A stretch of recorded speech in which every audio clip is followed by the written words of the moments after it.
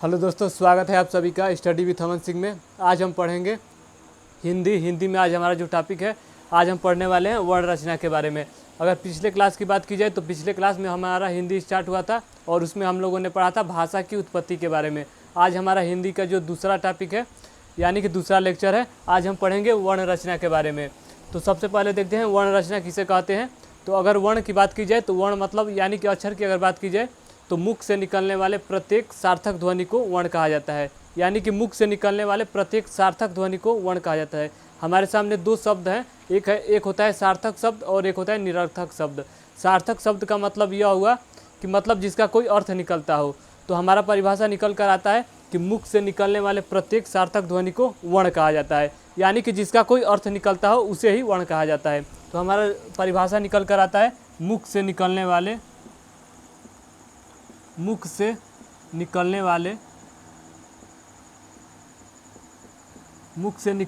प्रत्येक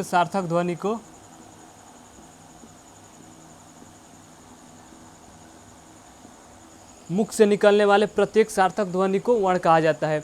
इसलिए ध्वनि जो है ध्वनि को अभिव्यक्ति की न्यूनतम इकाई भी कहा जाता है। यानी कि हम लोगों ने देखा वर्ण के बारे में, वर्ण जो होता है मुख से निकलने वाले प्रत्येक सार्थक ध्वनि को वर्ण कहा जाता है। इसीलिए जो ध्वनि है उसको अभिव्यक्ति की न्यूनतम इकाई कहा जाता है। यानी कि जो ध्वनि है, ध्वनि को अभिव्यक्ति की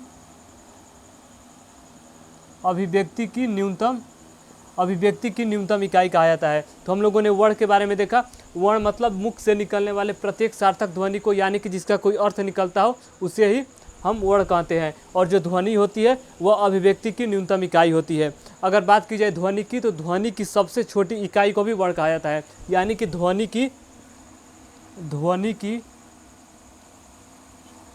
की सबसे छोटी इकाई को वर्ण कहा जाता है। यानी कि छोटा, इससे छोटा कुछ नहीं हो सकता। जैसे मान लीजिए क शब्द है तो क से कोई शब्द छोटा नहीं हो सकता। यानी कि हम लोगों ने देखा ध्वनि की सबसे छोटी इकाई को वर्ण कहा जाता है। जैसे क है तो क से छोटा कुछ नहीं हो सकता। अगर हम मान लें, अगर यहाँ पर हलंत लगा देते हैं तो यह छोटा हो जाएगा, लेकिन इसको हम काउंट नहीं करेंगे क्योंकि हमने देखा ध्वनि की सबसे छोटी इकाई को वर्ण कहा जाता है। अगर इसके उच्चारण की बात की जाए, यानी कि इसके वर्गीकरण की बात की जाए, तो हम लोग वर्ण रचना जो है वर्ण का 3 प्रकार से वर्गीकरण के बारे में देखेंगे। सबसे पहले हम देखते हैं जो वर्ण है इसकी जो मूल संख्या, इसकी जो मतलब संख्या मानी जाती है वह मानी जाती है 52।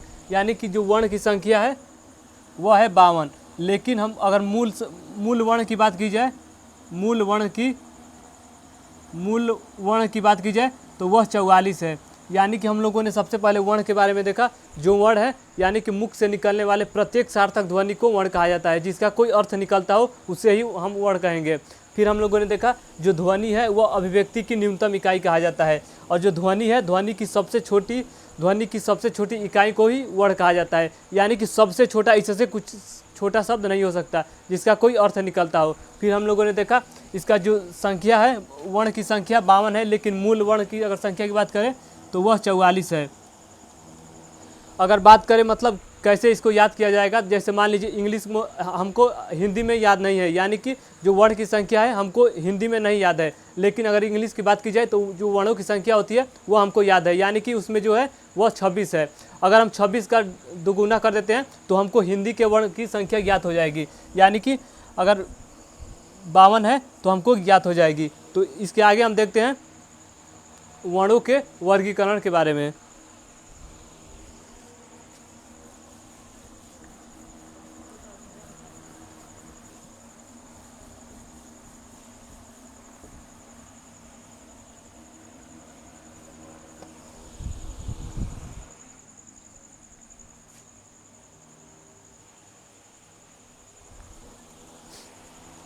तो हम लोगों ने देखा वर्ण किसे कहते हैं। अगर वर्ण की बात की जाए तो मुख से निकलने वाले प्रत्येक सार्थक ध्वनि को, यानी कि जिसका कोई अर्थ निकलता हो उसे ही वर्ण कहा जाता है। इसकी संख्या के बारे में हम लोगों ने देखा, इसकी जो संख्या है वह 52 है। लेकिन अगर मूल वर्ण की संख्या की बात करेगा तो वह हमको 44 देखने को मिलती है। और जो वर्णों का समूह होता है उसे वर्णमाला कहा जाता है। तो हम लोगों ने जो वर्ण है उसके बारे में देखा। अब इसके देखते हैं वर्गीकरण के बारे में, यानी कि वर्ण के वर्गीकरण के बारे में। अगर वर्ण के वर्गीकरण की बात की जाए तो यह 3 प्रकार से हो सकती है। यानी कि जो वर्ण है इसका वर्गीकरण 3 प्रकार से हो सकता है। जो पहला है वह हो सकता है उच्चारण के आधार पर। जो पहला है वह है उच्चारण के आधार पर। और जो दूसरा है वह है वाक्य संवेग के आधार पर। वाक्य संवेग के आधार पर। और जो तीसरा है वह है तारतम्य के आधार पर।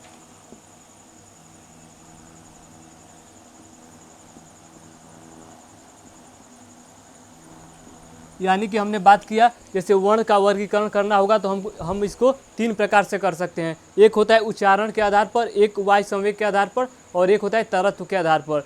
तो अगर उच्चारण के आधार पर बात की जाए तो मतलब उच्चारण का मतलब कि जैसे कोई शब्द है उसको हम बोल किस मतलब भाषा के रूप में किस तरह से बोल रहे हैं, जैसे मतलब कंठ से बोल रहे हैं या कि तालु से बोल रहे हैं कि मूर्धा से बोल रहे हैं, इसी को हम उच्चारण के अनुसार पढ़ेंगे। और जो दूसरा है वाक्य संवेग के आधार पर, इसमें हम इस बात की पुष्टि करेंगे कि जैसे कोई शब्द बोलने पर कितना वायु आ रहा है बाहर और कितना अंदर आ रहा है उसके बारे में चर्चा करेंगे। और जो तीसरा है तरत्व के आधार पर है। तो सबसे पहले हम देखेंगे उच्चारण के आधार पर।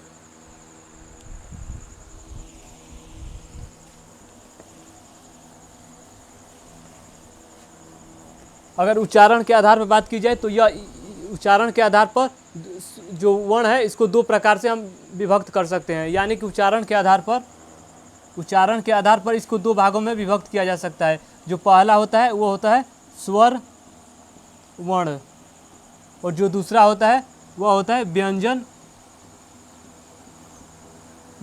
वर्ण। यानी कि हम लोगों ने देखा वर्णों के वर्गीकरण 3 प्रकार से हो सकता है। एक होता है उच्चारण के आधार पर, एक होता है वाक्य संवेग के आधार पर, और एक होता है तरत्व के आधार पर। तो सबसे पहले हम देखेंगे उच्चारण के आधार पर। उच्चारण के आधार पर अगर बात की जाए तो यहाँ पर दो प्रकार के हो सकते हैं। एक होता है स्वर वर्ण होता है और एक होता है व्यंजन वर्ण। तो स्वर वर्ण की अगर बात की जाए तो सबसे पहले अगर हम स्वर वर्ण की बात करें तो इसका जो अस्तित्व होता है वह स्वतंत्र होता है। यानी कि स्वर वर्ण की अगर बात करें तो इसका जो अस्तित्व होता है, इसका अस्तित्व स्वतंत्र होता है। इसका जो अस्तित्व होता है वह स्वतंत्र होता है और इसमें जो मतलब वर्णों के उच्चारण में बहुत ही कम समय लगता है। यानी कि स्वर वर्ण को उच्चारण में बहुत ही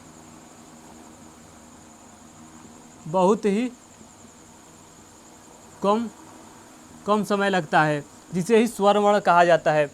तो अगर इसकी संख्या की बात करें स्वर वर्ण की संख्या की तो वो हमको 11 देखने को मिलेगी। यानी कि हम लोगों ने वर्णों के वर्गीकरण के आधार पर देखा उच्चारण के आधार पर 2 प्रकार के हो सकते हैं। एक होता है स्वर वर्ण होता है और एक होता है व्यंजन वर्ण होता है। तो सबसे पहले हम चर्चा कर रहे हैं स्वर वर्ण के बारे में। तो स्वर वर्ण की अगर बात की जाए तो इसका जो अस्तित्व होता है वह स्वतंत्र होता है और इसमें बहुत ही कम समय यानी कि इसको उच्चारण में बहुत ही कम समय लगता है और इसकी जो संख्या है वह 11 है। तो हम यह देख लेते हैं इसकी जो संख्या है कौन कौन से मतलब स्वर वर्ण में आते हैं। तो सबसे पहले अगर बात की जाए स्वर वर्ण में तो सबसे पहले हमको अ देखने को मिलेगा।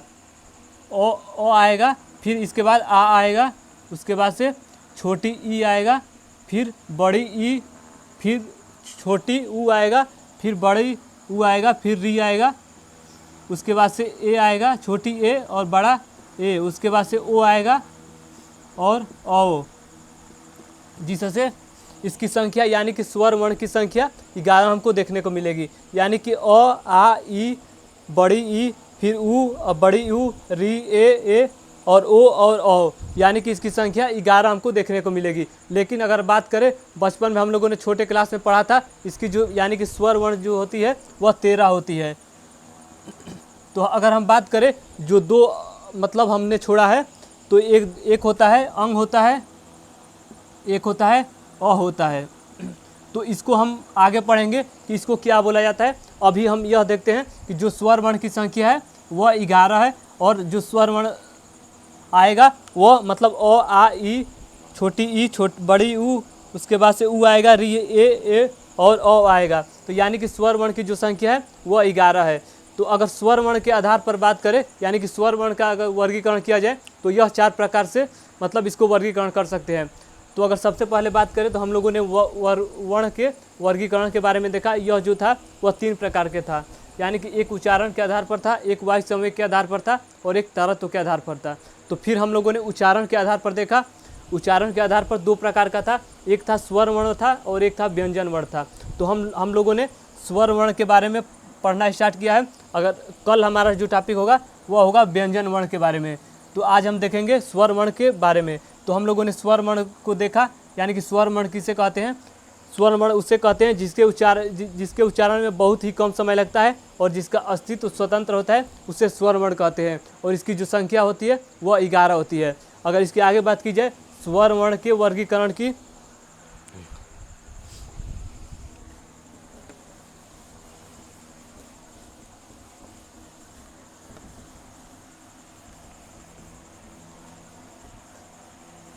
अगर बात की जाए स्वर वर्ण के वर्गीकरण की, तो यह 4 प्रकार से हो सकता है। यानी कि स्वर वर्ण के वर्गीकरण,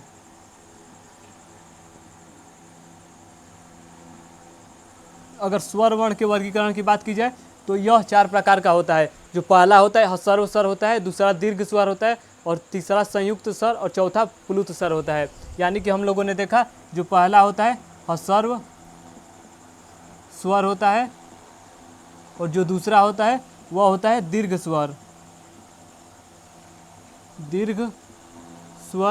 और जो तीसरा होता है वह होता है संयुक्त स्वर होता है और चौथा होता है प्लुत स्वर होता है, प्लुत स्वर।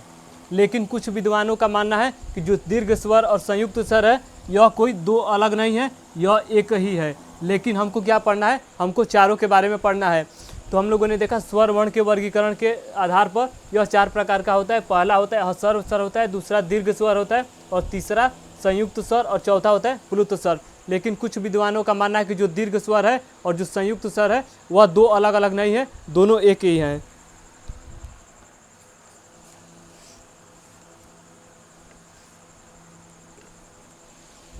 अगर हम सबसे पहले बात करते हैं ह्रस्व स्वर की,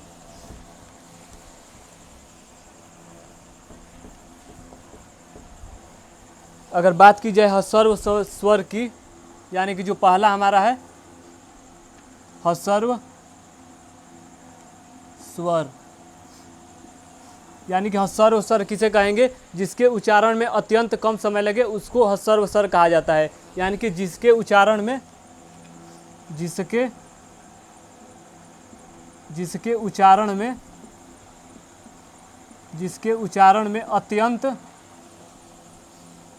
अत्यंत कम समय लगे उसे बोला जाता है ह्रस्व स्वर। अगर इसकी संख्या की बात करें तो यह 4 प्रकार का होता है। यानी कि हम लोगों ने देखा सबसे पहले जो स्वर वर्ण की संख्या थी वह थी 11। तो उसी में हमको 11 जो था, यानी कि स्वर वर्ण की जो संख्या थी वह था 11। हमको उसी में पढ़ना है कि जो 11 है इसमें से कितने ह्रस्व स्वर हैं, कितने दीर्घ स्वर हैं और कितने प्लुत स्वर हैं और कितने संयुक्त स्वर हैं। तो उसके बारे में हमको देखना है कि 11 में कौन कौन से मतलब स्वर आते हैं। तो हमने सबसे पहले देखा ह्रस्व स्वर के बारे में, यानी कि जिसके उच्चारण में अत्यंत कम समय लगे उसको ह्रस्व स्वर बोला जाता है। इसकी जो संख्या है वह 4 है, यानी कि ह्रस्व स्वर की जो संख्या है वह 4 है। तो हम सबसे पहले देखते हैं कौन कौन से ह्रस्व स्वर में आते हैं। तो सबसे पहले जो आता है वो आता है अ आता है, उसके बाद से छोटी ई आता है और उसके बाद से छोटी ऊ आता है और उसके बाद से री आता है। यानी कि हम लोगों ने देखा ह्रस्व स्वर के बारे में, इसे हम जिसके उच्चारण में अत्यंत कम समय लगे उसको ह्रस्व स्वर बोला जाता है। जो कि 4 इसमें ह्रस्व स्वर जो है वह 4 प्रकार के हैं, जो 4 हैं। जो पहला है अ है, उसके बाद से ई है और ऊ है और री है।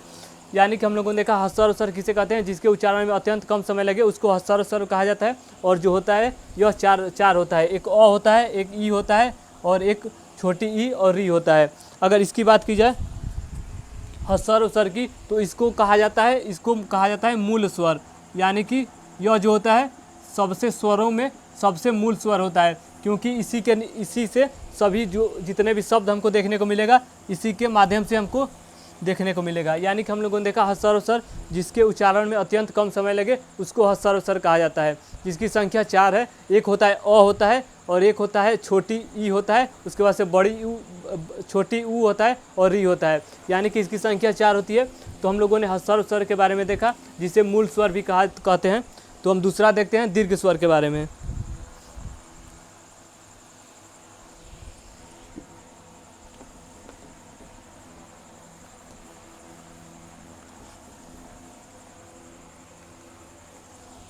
अगर दूसरा जो है, अगर दीर्घ स्वर है, जो दूसरा है वह है दीर्घ स्वर।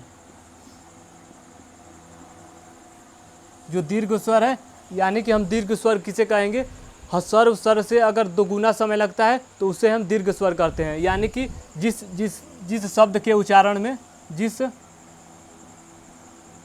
शब्द के जिस वर्ण के उच्चारण में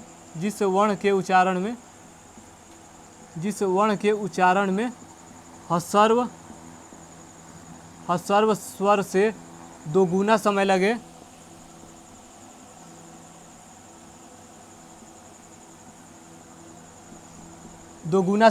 उसको दीर्घ स्वर कहा जाता है। यानी कि हम लोगों ने देखा दीर्घ स्वर किसे कहेंगे, जिस वर्ण के उच्चारण में दीर्घ यानी कि ह्रस्व स्वर से दोगुना समय लगे, उसको हम दीर्घ स्वर कहेंगे। अगर इसकी संख्या की बात करें तो इसकी जो संख्या है वह 3 है। यानी कि हम लोगों ने सबसे पहले ह्रस्व में देखा, इसकी जो संख्या थी वह 4 थी। यानी कि कौन कौन से था, सबसे पहले अ था, उसके बाद से छोटी ई था और छोटी ऊ था, उसके बाद से री था। और जो दीर्घ स्वर है इसकी जो संख्या है वह 3 है। तो 3 कौन कौन से हैं, तो हमने बताया था कि ये जो होते हैं यह मूल स्वर होते हैं, यानी कि इसी के माध्यम से नेक्स्ट का मतलब जो अगला है उसका निर्माण होता है। तो हम लोगों ने दीर्घ स्वर की बात करें तो दीर्घ स्वर में जो दीर्घ स्वर है इसकी जो संख्या है वह 3 है। तो सबसे पहले एक आ जाता है, उसके बाद से जो ई था यही मतलब बड़ी ई आ जाता है, और फिर जो इसमें छोटी ऊ था और इसमें बड़ी ऊ आ जाता है। यानी कि हम लोगों ने देखा दीर्घ स्वर है जिसके उच्चारण में, यानी कि जिसके उच्चारण में ह्रस्व स्वर से दुगुना समय लगे उसको दीर्घ स्वर कहा जाता है। और फिर ह्रस्व स्वर के बारे में देखा, यानी कि जिसमें अत्यंत कम समय लगे उसको ह्रस्व स्वर कहते हैं। और इसकी जो संख्या थी वह 4 थी। और दीर्घ स्वर की बात करें तो इसकी जो संख्या थी वह थी 3। तो हम लोगों ने देखा दीर्घ स्वर के बारे में, ह्रस्व स्वर के बारे में देखा। और जो तीसरा देखते हैं संयुक्त स्वर के बारे में।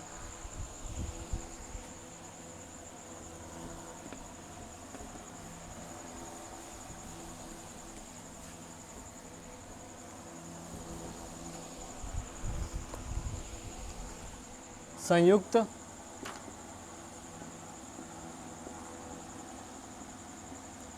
स्वर, यानी कि जो स्वर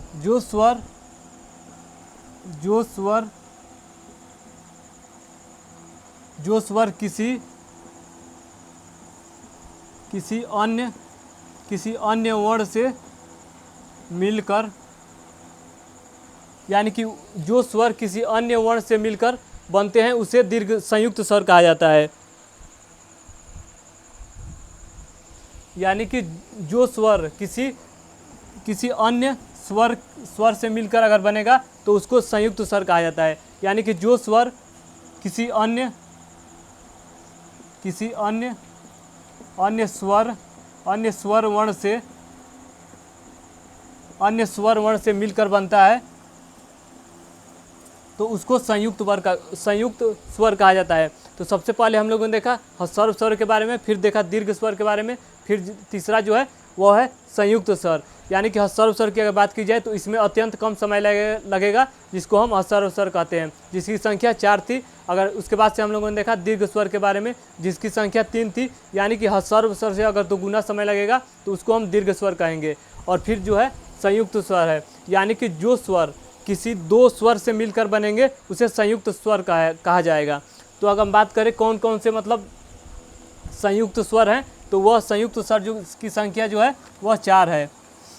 तो सबसे पहले हम लोगों ने देखा ह्रस्व स्वर की संख्या कितनी थी, ह्रस्व स्वर की जो संख्या थी यह भी 4 थी। और फिर हम लोगों ने देखा दीर्घ स्वर की जो संख्या थी, दीर्घ स्वर की जो संख्या थी वह थी 3। और जो संयुक्त स्वर की संख्या है वह है 4। यानी कि यहाँ पर जो हमारा जो वर्णों की संख्या थी, यानी कि हमारा जो स्वर वर्ण की जो संख्या थी वह थी 11, यानी कि यहाँ पर हमको तीनों अगर मिला देंगे तो हमको जो स्वर वर्ण की संख्या है वह प्राप्त हो जाएगी, यानी कि 11 पूरा हो जाएगा। लेकिन एक हमारा जो है प्लुत स्वर वह पूरी तरह से अभी बचा हुआ है, यानी कि प्लुत स्वर जो है वह बचा है, यानी कि तीनों जो मिलाकर ही हमारा जो स्वर वर्ण है वह पूरा हो जाता है। तो हम चर्चा करेंगे जो प्लुत स्वर है इसको क्यों नहीं मतलब स्वर वर्ण में काउंट किया जाता है। तो अगर बात करें संयुक्त स्वर की तो इसकी जो संख्या है वह 4 है, और यह जो है वह किसी अन्य स्वर से मिलकर बनता है। तो कौन कौन से स्वर से मिलकर बनता है अगर उसकी बात की जाए तो इसमें कौन कौन से आते हैं संयुक्त स्वर में, तो एक आता है ए आता है, और एक उसके बाद से बड़ी ए आता है, और ओ आता है, और औ आता है। तो हमने देखा परिभाषा में इसके कि यह जो स्वर होता है किसी अन्य स्वर के सहायता से बनता है। तो अगर हमको ए बनाना होगा, जैसे हमको ए का निर्माण करना होगा, यानी कि छोटी ए का निर्माण करना होगा, तो इसमें हम क्या जोड़ेंगे कि ए आ जाएगा। तो सबसे पहले इसमें अ या आ, सबसे पहले इसमें अ या आ जोड़ेंगे, और उसके बाद से इसमें छोटी ई या बड़ी ई जोड़ देंगे तो हमको ए प्राप्त हो जाएगा, यानी कि छोटी ए प्राप्त हो जाएगा। अगर दूसरे बड़ी ए की बात करें, बड़ी तो ये और जो आ होगा वह दोनों में यानी कि चारों के निर्माण में कॉमन होगा, यानी कि अ या आ यह चारों के निर्माण में कॉमन होगा। और इसमें क्या जोड़ देंगे तो हमारा ए प्राप्त होगा, तो इसमें छोटी ए या बड़ी ए जोड़ देंगे तो हमारा ए प्राप्त हो जाएगा। और इसके बात करें अगर आगे ओ की बात करें तो इसमें जो अ और आ होगा वह कॉमन होगा, यानी कि अ और जो आ है वह कॉमन होगा। और इसमें हम क्या जोड़ देंगे तो छोटी ऊ या बड़ी ऊ जोड़ देंगे तो हमको ओ प्राप्त हो जाएगा। अगर औ की बात करें, यानी कि जो चौथा औ है, तो हमने बताया कि इसमें जो है वह अ आ जो है वह चारों में कॉमन होगा, यानी कि ओ और आ यह है चारों में कॉमन होगा। और इसमें हम अगर ओ या औ जोड़ देंगे तो हमको औ प्राप्त हो जाएगा। तो हम लोगों ने देखा संयुक्त स्वर के बारे में, यानी कि वे स्वर जो कि किसी अन्य स्वर की सहायता से बनते हैं उसे हम संयुक्त स्वर कहते हैं, यानी कि वे स्वर जो किसी अन्य स्वर वर्ण के सहायता से बनते हैं उसे संयुक्त स्वर कहा जाता है। और इसकी जो संख्या थी वह 4 है, और कौन कौन से है, छोटी ए है, बड़ी ए, ओ है और औ है। और सबसे पहले हम लोगों ने देखा उच्चारण के आधार पर हम लोगों ने इसको 2 भागों में विभक्त किया था, एक था स्वर वर्ण था और एक था व्यंजन वर्ण।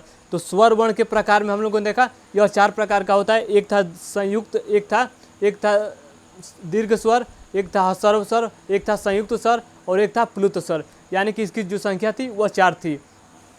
तो हम लोगों ने 3 के बारे में देख लिया, यानी कि सबसे पहले हम लोगों ने देखा ह्रस्व स्वर के बारे में देखा, उसके बाद से दीर्घ स्वर के बारे में देखा, और फिर हम लोगों ने देखा संयुक्त स्वर के बारे में। यानी कि यही तीनों मिलाकर जो है वो हमारा 11 स्वर वर्ण की जो संख्या थी, 11 स्वर वर्ण की जो 11 संख्या थी वह पूरा हो जा रहा है। तो आप लोग सोचेंगे कि अभी एक प्लुत जो स्वर है, प्लुत स्वर वो अभी बचा है, तो हम प्लुत स्वर को हमको मतलब जो प्लुत स्वर है उसको हम क्यों नहीं काउंट करते हैं उसके बारे में देखेंगे।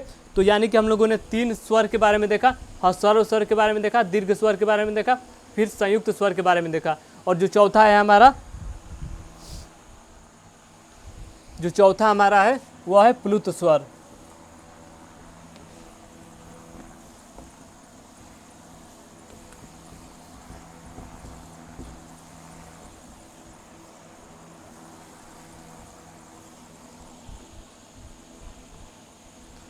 अगर प्लुत स्वर की बात की जाए, यानी कि सबसे पहले हम लोगों ने क्या क्या देखा एक बार फिर से रिवाइज कर लेते हैं। यानी कि सबसे पहले हम लोगों ने देखा वर्ण किसे कहते हैं, यानी कि मुख से निकलने वाले प्रत्येक सार्थक ध्वनि को वर्ण कहा जाता है जिसका कोई अर्थ निकलता है, इसीलिए ध्वनि को अभिव्यक्ति की न्यूनतम इकाई कहा जाता है, यानी कि ध्वनि की छोटी से छोटी इकाई को वर्ण कहा जाता है। फिर हम लोगों ने वर्ण के बारे में देखा, फिर वर्ण के उच्चारण के यानी कि वर्ण के वर्गीकरण के बारे में देखा, जो कि 3 प्रकार से हम इसको कर सकते थे। एक था उच्चारण के आधार पर, और एक था वायु संवेग के आधार पर, और एक था तारत्व के आधार पर। फिर हम लोगों ने देखा उच्चारण के आधार पर इसको हम दो भागों में विभक्त किए थे। एक था स्वर वर्ण था और एक था व्यंजन वर्ण। तो हम लोग जो आज पढ़ रहे हैं वह पढ़ रहे हैं स्वर वर्ण के बारे में। यानी कि स्वर वर्ण की बात की जाए तो इसका जो अस्तित्व था वह स्वतंत्र था, इसकी जो संख्या थी वह 11 थी।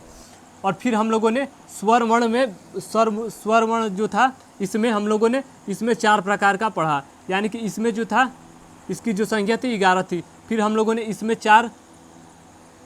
जो 4 प्रकार का था उसके बारे में पढ़ा। सबसे पहला था वह था हस्वर्व स्वर था, और जो दूसरा था दीर्घ स्वर, और जो तीसरा था संयुक्त स्वर, और जो चौथा था वह था प्लुत स्वर।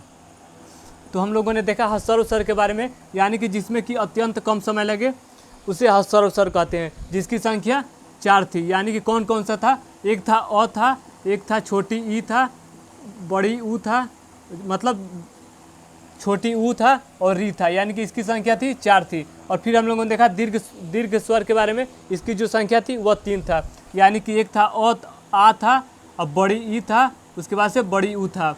फिर हम लोगों ने देखा संयुक्त स्वर के बारे में, यानी कि दीर्घ स्वर की अगर बात की जाए तो हस्वर्व स्वर से अगर दुगुना समय लगे तो उसको दीर्घ स्वर कहा जाता है। फिर हम लोगों ने देखा संयुक्त स्वर के बारे में, यानी कि वैसे स्वर जो अन्य स्वर से इसका निर्माण हो उसे संयुक्त स्वर कहते हैं। इसकी जो संख्या थी वह 4 थी। यानी कि छोटी ए, बड़ी ए और ओ और औ था। तो हम लोगों ने इसके बारे में देखा। अब हम बात करेंगे प्लुत स्वर के बारे में, यानी कि चौथा जो है वह है प्लुत स्वर।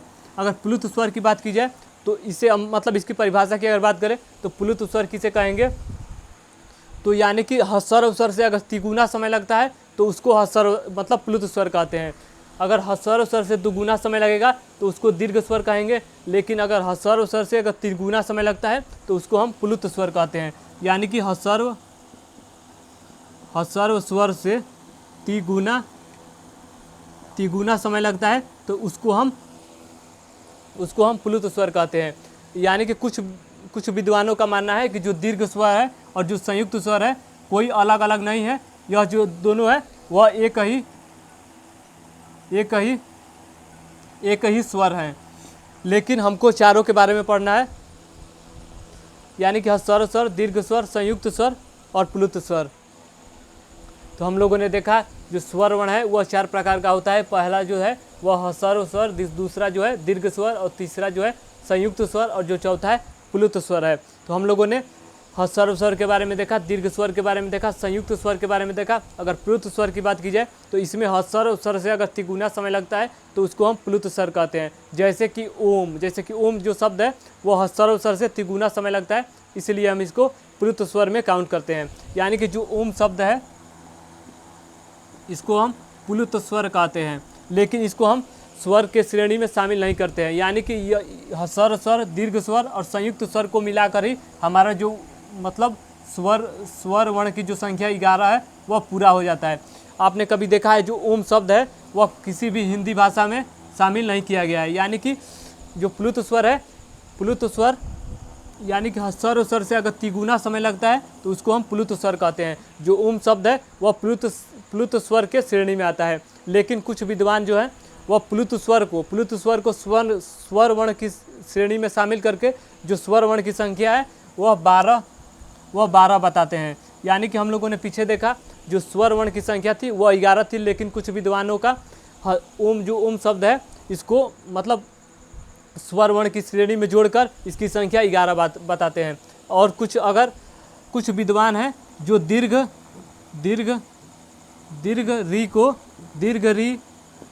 री और ली को मतलब स्वर वर्ण की श्रेणी में जोड़कर इसकी संख्या जो स्वर वर्ण की संख्या है वह 14 बताते हैं। लेकिन हमको जो पढ़ना है वह 11। यानी कि हमको अगर रियल की बात करें तो जो स्वर वर्ण की संख्या है वह 11 है। लेकिन कुछ विद्वान जो है वह ओम शब्द को जोड़कर जो स्वर वर्ण की संख्या है वह 12 बताते हैं, और कुछ विद्वान दीर्घ री और ली को जोड़कर इसकी संख्या 14 बताते हैं। लेकिन हमको स्वर वर्ण का जो मूल संख्या मानना है वह 11 ही मानना है। और जो दो हमारा शब्द छूटा था, एक था अंग था और एक था अ, तो इसके बारे में अगर चर्चा कर लेते हैं।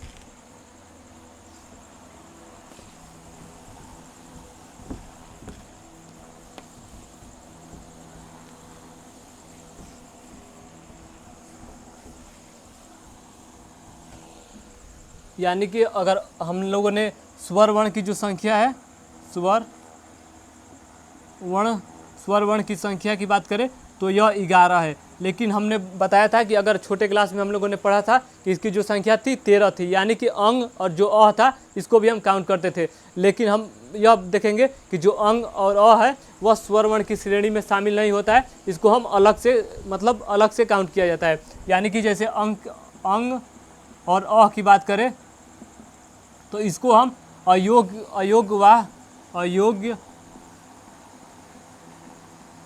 वा या इसको नपुंसक वर्ण भी कहा जाता है। यानी कि जो अंग और अ है इसको हम ना ही स्वर की श्रेणी में शामिल करते हैं और ना ही इसको व्यंजन की श्रेणी में शामिल करते हैं। इसको हम अयोग्य वा या नपुंसक वर्ण कहा जाता है। अगर अंक की बात करें अंक की तो इसको अनुस्वार कहा जाता है। और जो अंग है यानी कि अंग और जो अंग है इसको विसर्ग स्वर कहा जाता है। यानी कि हम लोगों ने देखा जो अंग और जो अ है इसको ना ही हम स्वर कहते हैं और ना ही इसको व्यंजन कहते हैं। यानी कि इसको जो है वो अलग श्रेणी में डाला गया है, जो कि इसको यानी कि दोनों को मिलाकर अयोग्य वा या इसे नपुंसक वर्ण कहा जाता है। अगर अंक की बात करें अंक की तो इसको अनुस्वार कहा जाता है और जो अंग की बात करें तो इसको विसर्ग स्वर कहा जाता है। यानी कि यह जो दोनों है वह स्वर वर्ण की श्रेणी में शामिल नहीं होता है। लेकिन हम लोगों ने देखा हस्वर्व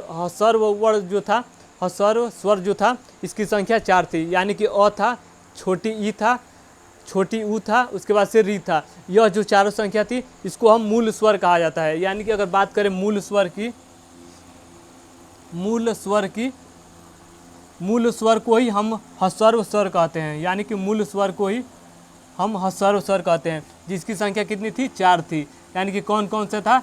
एक था अ था, एक था ई था, छोटी ई, उसके बाद से छोटी ऊ था और री था। अगर अ की बात करें यानी कि अगर अ की बात करें तो इसको हम शहीद वर्ण भी कहते हैं। इसको हम शहीद वर्ण भी कहते हैं, क्योंकि जो अ शब्द है वह सभी के साथ लगा रहता है। जैसे अगर हम बात करें जैसे क शब्द है तो क के साथ भी अ लगा रहता है। अगर क का हम संधि विच्छेद करते हैं यानी कि जो क शब्द है अगर इसका हम संधि विच्छेद करते हैं तो निकल कर क्या आता है? क प्लस अ। यानी कि जो अ शब्द है इसको हम शहीद वर्ण कहते हैं, क्योंकि जो अ शब्द है वह सभी के साथ लगा होता है।